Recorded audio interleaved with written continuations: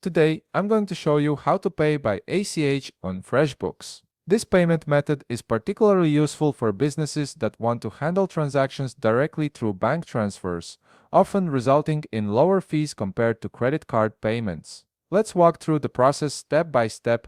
First, you'll need to navigate to the FreshBooks website and log into your account. Once you're logged in, you'll land on your FreshBooks dashboard, which serves as your central hub for managing all financial activities.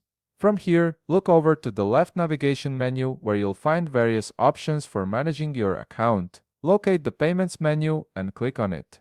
This section is where you'll handle all incoming and outgoing invoice payments, making it the perfect starting point for processing an ACH payment. After clicking on Payments, you'll be taken to a page where you can view all your invoice payments.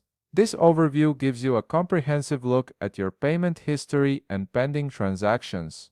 Now, to initiate a new ACH payment, you'll want to click on the All Invoice Payments button, which should have a plus symbol next to it.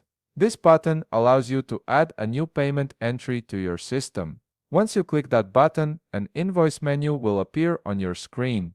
This is where the actual payment processing happens. From this menu, start by selecting the specific invoice you wish to pay. FreshBooks will likely display a list of outstanding invoices, so choose the one that corresponds to your current payment. After selecting your invoice, you'll need to enter a payment date. This date can be today's date or a future date if you're scheduling the payment in advance. Next, you'll see a field for notes, which is optional. You can add any relevant information here that might help you track this payment later, such as a reference number or a brief description of what the payment covers.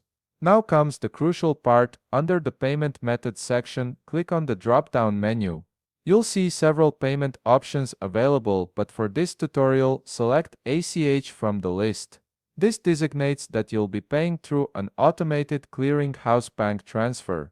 After selecting ACH, enter the amount you wish to pay in the designated field.